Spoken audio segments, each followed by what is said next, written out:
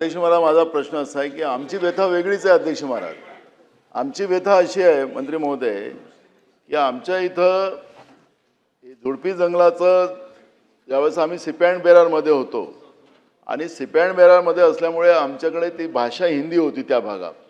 म्हणजे भोपाळ, रायपूर हा सगळा आमच्या नागपूर त्याची राजधानी होती आणि म्हणून त्या भागामध्ये आम्हाला जंगल हा शब्द म्हणजे बाहेर जायचं असेल तर जंगल में जा रहा हूँ असा शब्द वापरला जात होता आणि ते जंगल हा शब्द तिथं आला आणि त्याच्यामुळे ज्यावेळेस मग आम्ही महाराष्ट्र एकत्रीकरणामध्ये आम्ही इकडे आलो पण ती भाषा तिकडली तीच राहिली.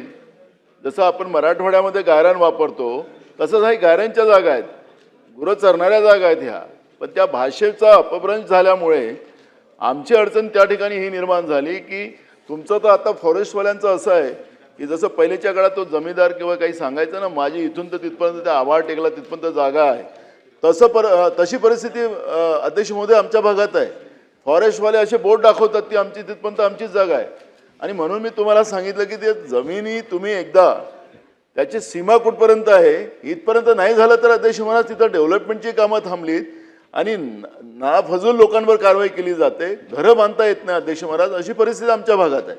आणि म्हणून जुन्या इंग्रजाच्या काळात काय झालं तो मुद्दा नाही, आमच्या व्यथा अशा वेगळ्या आहेत आणि त्या दृष्टिकोनातून महसूल मंत्री पण आहेत ते बघतात. आता मुख्यमंत्री राहिले तर त्यांनाही माहिती आहे आम्ही इतके वर्ष आम्ही या विधानसभेत हीच भूमिका मांडतोय पण हा प्रश्नच निकाली निघत नाही. आणि म्हणून आपल्यासारखे मजबूत वनमंत्री असल्यामुळे आणि महसूल मंत्री पण आमचे त्याच पद्धतीचे आहेत, हा प्रश्न एकदा विदर्भातला झुडपी जंगलाचा निकाली निघावा हा उद्देश याच्यामधला अध्यक्ष महाराज. आणि मला वाटतं की या निमित्तानं योगायोगानं ज्यांनी झळा भोगल्यात ते मुख्यमंत्री आता योगायोगानं आमचे देवेंद्र फडणवीस आहेत, महसूल मंत्री पण आहेत आमच्याच भागातले आणि आपण असं मिळून आम्हाला या झुडपी जंगलाचा जो विषय आहे हा एकदा निकाली लावून द्यावा जेणेकरून गरिबांची घरं असतील, रस्त्यांचे प्रश्न असतील, आमच्या विविध विभागाचे कामं असतील, या सगळ्या प्रश्नावर एकदा आम्हाला त्या ठिकाणी मार्ग मोकळा होईल एवढाच माझा हा प्रश्नाचा या ठिकाणी आहे. खरं तर माननीय गणेश नाईक साहेबच उत्तर देणार होते पण मला थोडीशी अधिक माहिती आहे आणि एका मिनिटातही हा विषय संपू शकतो. माननीय अध्यक्ष महोदय, माननीय सुप्रीम कोर्टाने जो निकाल दिला आहे त्या निकालानुसार आता माननीय वनमंत्री, मी आणि माननीय मुख्यमंत्री आम्ही तिघही बसून निकालाप्रमाणे याचा शासन निर्णय जाहीर करावा लागेल, SOP तयार करावी लागेल आणि त्याची SOP करण्याकरता एक फॉर्मॅट पाठवला आहे. केंद्रीय पर्यावरण मंत्रालयाने एक फॉर्मॅट दिला आहे.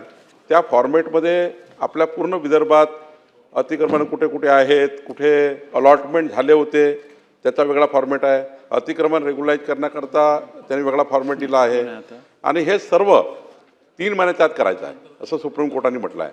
त्यामुळं माननीय वनमंत्री, मी आणि माननीय मुख्यमंत्रीजी आम्ही तिघही बसून याचा SOP आणि शासन निर्णय जाहीर झाल्यावर मला वाटतं आणि हे जे फॉर्मॅटमध्ये माहिती आपल्या केंद्रीय वन मंत्रालयाकडे गेली की नानाभाऊ याच्यामध्ये बऱ्यापैकी आपल्या विषयाला न्याय मिळणार आहे. आता isakal.com आहे देशातील नंबर 1 ची मराठी न्यूज वेबसाईट. प्रत्येक अपडेटसाठी isakal.com ला नक्की भेट द्या.